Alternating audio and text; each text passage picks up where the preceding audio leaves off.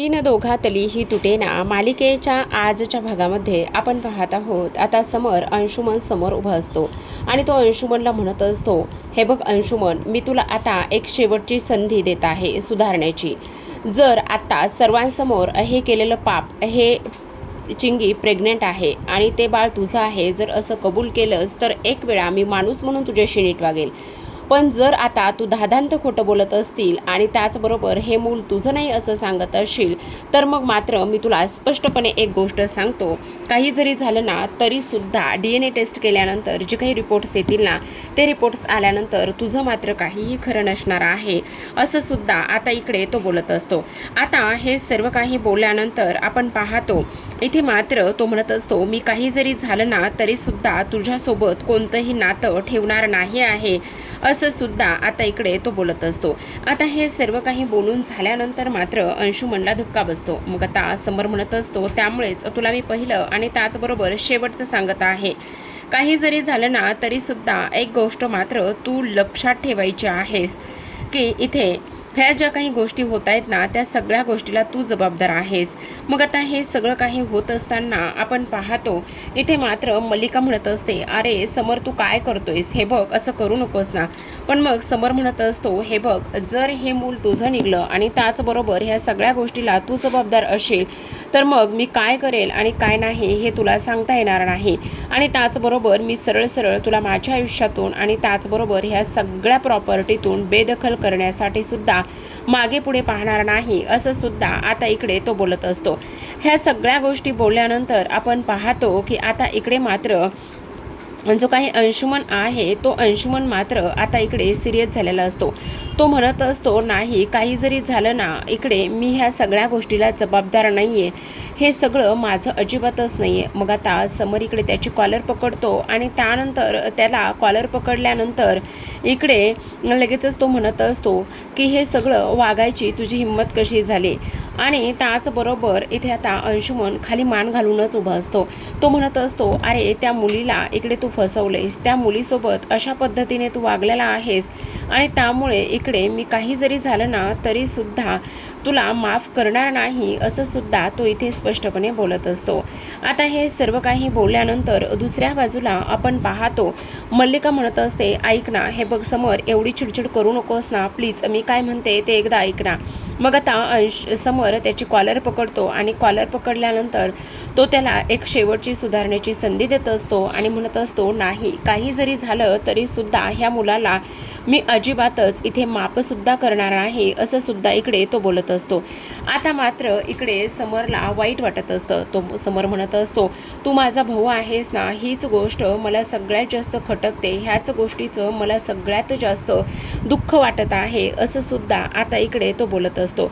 आता हे सगळं काही बोलून झाल्यानंतर संध्याकाळची वेळ असते. समर मात्र खोलीमध्ये फेऱ्या मारत असतो आणि तेव्हा आता इकडे त्याला अंशुमन कशा पद्धतीने स्वारी म्हटला, त्याचबरोबर अनुष्काला त्याने सरळ सरळ इथे ह्या पद्धतीने फसवलंय, एका नाही तर दोन मुलीला त्याने चीट केले, एका नाही तर दोन मुलीला त्याने फसवलं आहे, ही गोष्ट सुद्धा आता इकडे त्याला समजलेली असते. मग आता स्वानंदी त्याच्यासमोर येते आणि स्वानंदी त्याच्यासमोर आल्यानंतर म्हणत असते, राजवाडे मला ना तुमच्याशी थोडंसं बोलायचं आहे. मग आता तो म्हणत असतो, काय झालंय स्वानंदी मॅडम, सगळं काही ठीक आहे ना. मग आता ती म्हणत असते, हे बघा राजवाडे प्लीज तुम्ही असा स्वतःला त्रास करून घेऊ नका ना, तुम्हाला ह्या सगळ्या गोष्टींचा त्रास करून घेण्याची वगैरे काहीही गरज नाही आहे. ऐका ना, हे सगळं तुम्हाला उगाच तुम्ही ह्या सगळ्या गोष्टींचा एवढा विचार अजिबातच करू नका, असं सुद्धा इकडे ती बोलत असते.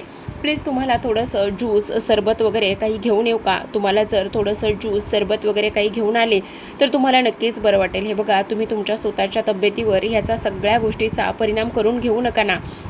राजवाडे प्लीज जरा तुम्ही शांत बसा ना, असं स्वानंदी म्हणत असते. मग समर म्हणत असतो, सांगा ना कसं गप्प बसणार आहे आणि काय काय करणार आहे. नाही ह्या सगळ्या गोष्टी माझ्या मर्जीच्या विरोधात होत आहेत, काय करायचं मला कळत नाही. आज अंशुमनने एका नाही तर दोन मुलीचे आयुष्य बर्बाद केले आहे, दोन नाही तर तीन. श्वेता झाली, अनुष्का झाली, त्या बिचाऱ्या अनुष्काची इथे ह्या सगळ्या गोष्टीमध्ये काय चूक होती स्वानंदी मॅडम, सांगा ना. त्या बिचारीला ह्या सगळ्या गोष्टी माहितीसुद्धा नव्हत्या आणि त्याहूनही सगळ्यात गोष्टी महत्त्वाच्या महत्त्वाची म्हणजे ही चिंगी. ह्या चिंगीचं तरी ह्या सगळ्या गोष्टीमध्ये काय चूक होती, का असा हा अंशुमन वागलाय मला कळतच नाहीये, असं सुद्धा आता इकडे तो बोलत असतो. तेव्हा मात्र स्वानंदी म्हणत असते, प्लीज तुम्ही जरा शांत बसा ना, आणि तुम्ही ह्या सगळ्या गोष्टींचा उगाच त्रागा करून घेऊ नका ना, प्लीज तुम्ही जरा शांत बसा ना, असं सुद्धा ती इथे बोलत असते. मग आता तो म्हणत असतो, कसं शांत बसणार आहे सांगा ना स्वानंदी मॅडम, कसं नाही बसू शकत शांत, कारण तुम्हाला सांगू का आत्तापर्यंत राजवाड्यांकडे कुणी कधी बोट उचलून सुद्धा बघितलं नव्हतं, आणि त्याचबरोबर राजवाड्यावरती असे आरोप कोणी सुद्धा केले नव्हते, पण आज पहिल्यांदाच असं झालेलं आहे. फक्त आणि फक्त ह्या अंशुमनमुळे ह्या सगळ्या गोष्टी झाल्यात. तुम्हाला एक गोष्ट सांगू का स्वानंदी मॅडम, सगळ्यात महत्त्वाची म्हणजे हे बघा, इथे हा जो काही अंशुमन आहे ना, ह्या अंशुमनमुळे इकडे राजवाड्यांच्या घराण्याला इकडे त्यांची इज्जत आणि हे सगळं काही इथे चव्हाट्यावर टांगलं गेलेलं आहे. मला तर काय करायचं काय नाही ते अजिबात कळत नाही आहे. अहो, आमच्या घराण्याचं नाव आजी आजोबांपासून इथे राजवाड्यांचं नाव घेतलं जातं, पण आज त्या अनुष्कांच्या घरी अनुष्काच्या आईबाबाला काय वाटलं असेल, आणि त्याचबरोबर अनुष्काच्या आईबाबांना जर ह्या सगळ्या गोष्टी अशा पद्धतीने समजल्या असतील तर मग काय काय त्यांची माझी त्यांच्या मनामध्ये काय इमेज राहिली असेल सांगा ना. स्वानंदी म्हणत असते, हे बघा राजवाडे, तुमची त्यांच्या मनामध्ये जी इमेज आहे ना ती अगदी आहे तशीच आहे. आणि तुम्हाला आणखी एक गोष्ट सांगू का, सगळ्यात महत्त्वाची म्हणजे हे बघा, तुम्ही ज्या पद्धतीने अंशुमनला सुनावलं, ज्या पद्धतीने अंशुमनच्या कानाखाली मारलं, ज्या पद्धतीने तुम्ही त्या सगळ्या गोष्टी केल्या ना, त्या पद्धतीनुसार अनुष्काच्या आईबाबांना असंच वाटलेलं असेल की त्याची पूर्ण फॅमिली जी आहे ना ती त्याला सपोर्ट करत नाही, आणि त्याची पूर्ण फॅमिली जी आहे ना ती त्याच्या विरोधात आहे, आणि फॅमिलीला ह्या सगळ्या गोष्टीबद्दल काहीही वाटत नाही किंवा माहिती नव्हतं. मग त्यांच्या मनामध्ये तुमची इमेज अजिबातच ढासळली नसेल. तुम्ही ह्या सगळ्या गोष्टींचा का बरं विचार करताय राजवाडे? हे बघा, तुम्ही ह्या सर्व गोष्टींचा अजिबातच विचार करू नका, प्लीज ऐकून घ्या जरा. मग आता समर म्हणत असतो, तरीसुद्धा मला हे सगळं सहनच होत नाही. मग आता इकडे स्वानंदी म्हणत असते, हे बघा राजवाडे, प्लीज तुम्ही एकदा तरी विचार करा ना. आणि तुम्हाला आणखी एक गोष्ट सांगू का, हे बघा, तुम्हाला स्वतःला त्रास करून घेण्याची वगैरे काही गरज नाही आहे, कारण ह्या सगळ्या गोष्टीचा तुमच्या तब्येतीवर परिणाम होईल, आणि मला ते अजिबातच चालणार नाही आहे. तुमच्या लक्षात येतं आहे का? तेव्हा समर म्हणत असतो, तुम्ही म्हणताय ते अगदी बरोबर आहे स्वानंदी मॅडम, पण तरीसुद्धा तुम्हाला एक गोष्ट सांगू का, हे सगळं ज्या पद्धतीने झालं आहे ना ती पद्धत अजिबात मला मान्य नाही आहे, आणि अंशुमनला तर मी उभ्या आयुष्यात माफसुद्धा करणार नाही, असं तो बोलतो. दुसऱ्या बाजूला चिंगी रडतच तिच्या खोलीत आलेली असते, आरशासमोर उभी राहते. तेव्हा पाठीमागून मात्र इथे मलिका आलेली असते. जेव्हा मलिका येते त्यावेळेला आता इकडे मलिका म्हणत असते, तुला सांगितलं होतं ना कोणासमोरही तोंड उघडायचं नाही आहे म्हणून, आणि त्याहूनही सगळ्यात महत्त्वाची गोष्ट म्हणजे तुला मी घराबाहेर जायला सांगितलं होतं, तुला घरातून हकललं सुद्धा होतं. एवढ्या सगळ्या गोष्टी होत असताना तू वर तोंड करून इथे आलीसच कशी? आणि तेव्हा ती म्हणत असते, अहो ऐका ना मॅडम, मी घर सोडून निघूनच गेले होते, पण जेव्हा आम्ही घर सोडून निघून गेले ना त्यावेळेला तुम्हाला एक गोष्ट सांगू का, मला स्वानंदी वहिनी रस्त्यात भेटल्या, आणि स्वानंदी वहिनी रस्त्यात भेटल्यामुळे ना इकडे त्यांनी मला घरी आणलं, आणि त्यांनी मला शपथ दिली. मग माझा नाविलाज झाला, त्यामुळे मी काहीच करू शकले नाही. मग आता मल्लिका म्हणत असते, आता स्वानंदीने तुला घरी आणले ना, पण आता तुझं काय करायचं आणि काय नाही ना ते माझं मी पाहणार आहे, असं इकडे ती बोलत असते. दुसरीकडे आपण पाहतो आता इकडे स्वानंदी समरला समजवत असते आणि म्हणत असते, राजवाडे, तुम्हाला ह्या सगळ्या गोष्टींचा विचार करण्याची आणि त्याचबरोबर अंशुमनसारख्या त्या नीच मुलाचा विचार करण्याची काही गरज नाही आहे. तुमच्या गोष्टी लक्षात येत आहे का? त्याचबरोबर तो म्हणत असतो, स्वानंदी मॅडम, पण हे सगळं राजवाड्यांशी निगडीत आहे ना. इथे आम्हा सगळ्या भावंडावर आजी आजोबांचे संस्कार आहेत. आम्ही सगळे भावंड आजी आजोबांच्या संस्कारात वाढलो गेलो आहे. पण हा अंशुमन एवढा नीच निघाला आहे की काही विचारूच नका. अहो, ते अनुष्काचं प्रकरण, ते श्वेताचं प्रकरण झालं, त्यानंतर आता अनुष्काचं प्रकरण झालं. त्याचबरोबर आता इकडे स्वानंदी म्हणत असते, हे बघा राजवाडे, जे काही करायचं आहे ना ते आपल्याला एका गोष्टीमध्ये नक्कीच करावं लागेल, आणि ते म्हणजेच की चिंगीच्या बाबतीत तुमच्या गोष्ट लक्षात येते का? आपल्याला चिंगीच्या बाबतीत काहीतरी निर्णय घ्यावाच लागणार आहे. तेव्हा मात्र समर तिच्याकडे पाहतच असतो, आणि पाहिल्यानंतर इथे आता ती म्हणत असते, हो राजवाडे, कारण चिंगी प्रेग्नेंट आहे. आणि त्याचबरोबर इकडे तो म्हणत असतो, पण मला एक गोष्ट कळत नाही आहे, ह्या सगळ्या गोष्टी स्टाफपासून कशा लपून राहिल्या, आणि त्याचबरोबर जवळपास 2 ते 2.5 महिने झाले ह्या सगळ्या गोष्टी होत होत्या. मग एवढे दिवस जे चिंगीचं कोणाला समजलं कसं नाही आहे, आणि त्या चिंगीला सुद्धा हे सगळं काही कळत कसं नाही आहे? मग आता स्वानंदी म्हणत असते, ते तर नाही नाही माहिती, पण कसं आहे ना, तुम्हाला एक गोष्ट सांगू का, हे बघा चिंगीसारख्या मुलींना अल्लड असतात आणि त्यांचं ते एक वयच असतं. एखादा मुलगा जर तिला 2 शब्द गोड प्रेमाचे बोलला ना, तर त्या मुली त्या मुलाच्या प्रेमामध्ये आणि त्या सगळ्या गोष्टीमध्ये पूर्णतः वाहवत जातात. हे असंच असतं बघा. आणि तुम्हाला आणखी एक गोष्ट सांगू का राजवाडे, हे बघा ही चिंगीला मी चांगलंच ओळखते. चिंगी मात्र कशी आहे ना, हे तुम्हाला सांगते. अहो ती तर ह्या अंशुमनवर अगदी तिने भरवसा ठेवलाय, विश्वास ठेवलाय. आत्ताचीच मी गोष्ट तुम्हाला सांगते. जेव्हा इथे आता मी तिला सांगत होते ह्या सगळ्या गोष्टी होत असताना, तेव्हा सुद्धा तिचा फक्त आणि फक्त ह्या अंशुमनवरच विश्वास होता आणि ती हेच सांगत होती की अंशुमन फक्त घरच्यांसाठी त्या मुलीसोबत लग्न करणार आहेत आणि त्याचबरोबर त्यानंतर ते माझ्यासोबत लग्न करणार आहेत, असं ह्या अंशुमनने तिला हे सगळं काही सांगून ठेवलेलं आहे, असं सुद्धा आता इकडे ती बोलत असते. त्याचबरोबर इकडे आता अंशुमन आलेला असतो. अंशुमन आल्यानंतर तो म्हणत असतो, दादा मला ना तुझ्याशी थोडंसं बोलायचं आहे. आणि तेव्हा लगेच आता इकडे समर म्हणत असतो, आत्ता आणि तुला अजून सुद्धा काही बोलायचं शिल्लक आहे का? मला तुझ्याशी काही बोलायचं नाहीये. तेव्हा तो म्हणत असतो, प्लीज मला तुझ्या एकट्याशी बोलायचं आहे. असं बोलल्याबरोबर समरला राग येतो आणि तो पुन्हा त्याच्यावर आवाज चढवतो आणि म्हणत असतो, तुला जे काही बोलायचं आहे ना, ते सगळं काही तू इथेच बोलणार आहेस आणि त्याचबरोबर स्वानंदी मॅडम समोरच बोलणार आहेस. स्वानंदी मॅडमला माझ्यापेक्षा जास्त त्यांना सगळं काही माहिती आहे आणि त्या इथे असताना मला काही एक प्रॉब्लेम नाही आणि त्यामुळे तुला जे काही बोलायचं आहे ना, ते सगळं तू इथेच बोलणार आहेस, असं सुद्धा आता इकडे ते बोलत असतात. आता हे सगळं काही झाल्यानंतर इकडे आपण पाहतो, तो म्हणत असतो, दादा प्लीज हे बघ, जे काही झालंय ना त्या सगळ्या गोष्टींमध्ये माझ्या एकट्याची काहीही चूक नाही आहे. अरे तीच मुलगी माझ्याजवळ येण्याचा प्रयत्न करत होती आणि तीच मला काही ग्रीन सिग्नल्स वगैरे देत होती. मग मला सांग, जर एखादी मुलगी माझ्याजवळ येते आणि त्याचबरोबर तिला मी हवा आहे, तर मग मी काय करणार आहे सांग ना तू. मी ह्या सगळ्या गोष्टीबद्दल काय करणार आहे आणि ह्या सगळ्या गोष्टीमध्ये माझ्या एकट्याची चूक कशी काय बरं असणार सांग ना तू, असं सुद्धा तो इथे बोलत असतो. तेव्हा मात्र आता इकडे खरं तर तुला एक गोष्ट सांगू का, जेव्हापासून चिंगीला मी पाहिलंय ना, तेव्हापासून माझा आणि तिचा काही एक संबंध नव्हता. पण इकडे ह्या मुली अशाच असतात रे, त्यांना सगळं काही हवं असतं पण त्या तसं दाखवत नसतात. आणि तुला तेच मी सांगण्याचा प्रयत्न करत होतो की मला स्वानंदी बहिणीसमोर काही बोलायचं नाही आहे, पण तू माझं मात्र ऐकायला तयारच नाहीस, तर काय करू. आता मात्र समोरला धक्का बसलेला असतो. मग आता इथे अंशुमन म्हणत असतो, अरे मला सुद्धा इकडे मुलींच्या नजरा आणि ते सगळं काही कळतं. आणि त्याचबरोबर तुला एक गोष्ट सांगू का, सगळ्यात महत्त्वाची म्हणजे जेव्हापासून चिंगी माझ्या खोलीत येत होती ना, तेव्हापासून तिचे ते इशारे आणि त्याचबरोबर ते सगळं काही मला कळत होतं. मान्य आहे मी चुकलो आहे आणि त्यामुळे माझ्याकडून सुद्धा चूक झाली आहे, असं सुद्धा इकडे तो बोलत असतो.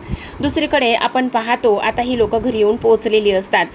मंदाकिनी पाणी पित असते. त्याचबरोबर इकडे स्वानंदीचे बाबा सोफ्यावर बसलेले असतात, तर रोहन उभा असतो आणि त्यानंतर अधिरा बसलेली असते.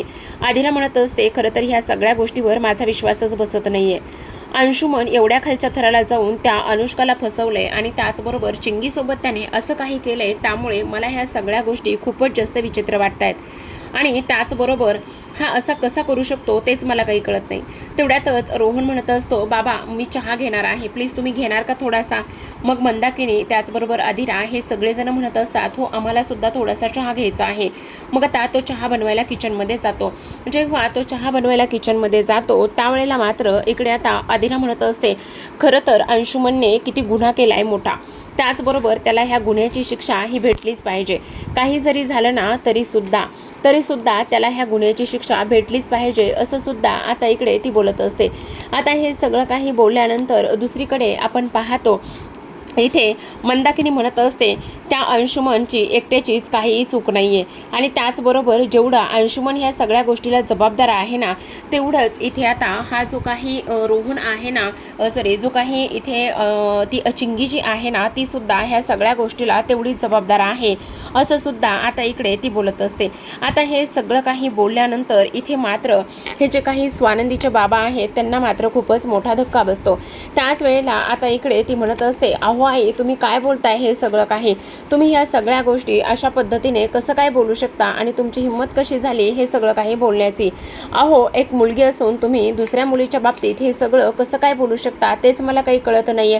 आणि त्याचबरोबर तुम्ही एक स्त्री आहात ना, एक स्त्री असून सुद्धा दुसऱ्या स्त्रीच्या बाबतीत असं कसं बोलू शकता, असं सुद्धा आता इकडे ती बोलत असते. आता हे सगळं काही बोलणं झाल्यानंतर स्वानंदीचे बाबा म्हणत असतात, अगं त्या अंशुमन सारख्या मुलावर विश्वास ठेवण्यासारखं काहीही नाही नाहीये. आणि तुला आणखी एक गोष्ट सांगू का, तो कसा आहे, त्याने एकाच नाही तर जवळपास 2-2 मुलीला इकडे फसवण्याचं काम केलं आहे, असं सुद्धा आता इकडे ते बोलत असतात. आता हे सगळं काही बोलल्यानंतर इकडे मंदाकिनी म्हणत असते, 2-2 मुलीला फसवण्याचं काम केलंय म्हणजे नेमकं कुणाला काम केलेलं आहे 2-2 मुलीला, आणि त्याचबरोबर हे असं का बरं बोलतायत हे सुद्धा इथे आता मल्लिकाला समजत नसतं. पण आता स्वानंदीचे बाबा म्हणत असतात, म्हणजे 2-2 मुलीला म्हणजे ती श्वेता नाईक, तिच्यासोबत सुद्धा तो खूप जास्त विचित्र वागलेला आहे, हो की नाही, असं सुद्धा आता इकडे ते बोलत असतात. तेव्हा मात्र इकडे मल्लिका म्हणत असते, मला एक गोष्ट कळत नाहीये, ती पोरगी काय दूधखुळी आहे का, तिला ह्या सगळ्या गोष्टी होत असताना काय होतंय काय नाही हे सगळं काही समजत नव्हतं का. आणि त्याहूनही सगळ्यात महत्त्वाची गोष्ट म्हणजे इथे अहो आई ती गावाकडून आहे, लहान आहे, ती लहान आहे म्हणजे काय लहान आहे, अगं लहान जरी असली तरी सुद्धा इथे तिला कळत नाही का ह्या सगळ्या गोष्टीची. आणि त्याचबरोबर इथे पुरुषांची नजर कशी असते काय असते हे आम्हा बायकांना बरोबर कळतं, मग तिला ते सगळं काही कळत नाही का. रोहन जेवढा अंशुमन जेवढा ह्या सगळ्या गोष्टीमध्ये जबाबदार आहे ना, तेवढीच इथे ती चिंगी सुद्धा ह्या सगळ्या गोष्टीमध्ये जबाबदार आहे, असं सुद्धा आता इकडे ती स्पष्टपणे बोलत असते. मग आता इकडे आदिरा म्हणत असते, बापरे आई मला तर कळतच नाहीये. आता इथे स्वानंदीचे बाबा म्हणत असतात, खरंच मल्लिका, मंदाकिनी मला तर ना तुझं काय चाललंय ना तेच कळत नाही, म्हणजे मी तर कन्फ्यूज आहे. अगं एक स्त्री असून तू अशा पद्धतीने कशी काय बोलू शकतेस, आणि ते सुद्धा अहो पण आपल्या स्वानंदीला हे सगळं करण्याची काय गरज होती म्हणते मी, सांगा ना, बोला ना, काय गरज होती. नाही तेव्हा तिला कुठेही पुढे पुढे करायचं असतं आणि नाही त्या गोष्टी तिला करायच्याच असतात. काय गरज होती ह्या सगळ्या काही गोष्टी इथे करण्याची, बोला ना, सांगा ना, काय गरज होती. मग आता इकडे ते म्हणत असतात, अगं उलट तुला तिचा अभिमान वाटायला पाहिजे, आणि तुला तर तिचा अभिमान वाटतच नाही, पण उलट तुला तिचा राग येतोय. अगं कशी आपल्या मुलीने इथे कोणाला तरी न्याय मिळवून देण्याचा प्रयत्न केलाय आणि तू अशा पद्धतीने बोलतेस. तेवढ्यातच आदिराला चक्कर येत असते. आदिराला हा चक्कर येण्याचा दुसरा प्रकार सुरू असतो. तर आता इकडे दुसऱ्या बाजूला आपण पाहतो, अंशुमन म्हणत असतो, दादा हे बघ मी अगदी खरं बोलतोय, या सगळ्या गोष्टीमध्ये माझी काहीही चूक नाहीये, आणि त्याचबरोबर इकडे आम्हा दोघांच्या मर्जीनुसार सगळं काही झालेलं आहे. ती काही एवढी दूधखुळी नाहीये, तिला सुद्धा ते हवं होतं, ती सुद्धा आनंदात होती, सुखात होती, आणि त्यामुळे हे सगळं काही झाले. मग आता स्वानंदी म्हणत असते, मूर्ख मुला, लाज वाटते का तुला जरा तरी हे सगळं काही बोलायला. अरे ती हे गुन्हा केलायस तू, गुन्हा. अगं गुन्हा काय आहे याच्यामध्ये सांग ना, जर माझ्याकडून गुन्हा झालाय तर तिच्याकडून सुद्धा झालाच आहे ना. स्वानंदी म्हणत असते, म्हणजे तू हे एक्सेप्ट करत आहेस की चिंगीच्या पोटात जे बाळ आहे ते तुझं आहे, आणि त्याचबरोबर तुला त्या बाळाची जिम्मेदारी घ्यावीच लागणार आहे. मग आता इकडे समर म्हणत असतो, तू काय बोलतोयस, तुझं तुला तरी कळतं का. मग आता अंशुमन म्हणत असतो, हे बघ ह्या वहिनीने माझं लग्न मोडलंय. तेव्हा स्वानंदी म्हणत असते, अरे मूर्ख मुला, तुला अक्कल काही वेशीवर टांगली आहेस का, लग्नाचं काय घेऊन बसलायस, त्या भोळ्या भाबड्या चिंगीचं आयुष्य उद्ध्वस्त केलंयस. आणि तेव्हा तो म्हणत असतो, काय बोलतेस तू हे स्वानंदी वहिनी, मी उद्ध्वस्त काय केलंय. अगं अशा कितीतरी गोष्टी होतात, मग हे सगळं आमच्या दोघांच्या मर्जीनुसार झालं आहे ना. ठीक आहे, मग हे तुझ्या आणि चिंगीच्या मर्जीनुसार झालं आहे ना, तर मग तिच्या पोटात असलेल्या बाळाची जबाबदारी तू घेणार आहेस का, बोल. तिच्या पोटातल्या बाळाची जबाबदारी तू घ्यायची आहेस, आणि त्या पोटातल्या बाळाला एक बाप म्हणून तुझं स्वतःचं नाव तू द्यायचं आहेस, असं स्पष्टपणे स्वानंदी बोलत असते. तेव्हा मात्र अंशुमनला धक्काच बसतो. पण आता प्रेक्षकांनो हे पाहणं फार इंटरेस्टिंग असणार आहे की स्वानंदी त्याचबरोबर इकडे समर अंशुमन आणि चिंगीला चिंगीचं लग्न कसं लावून देतील, आणि चिंगीच्या बाळाला आणि तिला कशा पद्धतीने न्याय मिळवून देतील, हे पाहणं फार कमालीचं असणार आहे. तर पाहत रहा विण दोघातली ही तुटेना. भेटूयात उद्याच्या भागामध्ये. त्याचसोबत जीची तुम्हाला आणखी कोणती मालिका, कोणती सिरियल पाहायला आवडेल हे सुद्धा कमेंट बॉक्समध्ये नक्कीच कमेंट करून सांगा. व्हिडिओ पाहिल्याबद्दल धन्यवाद.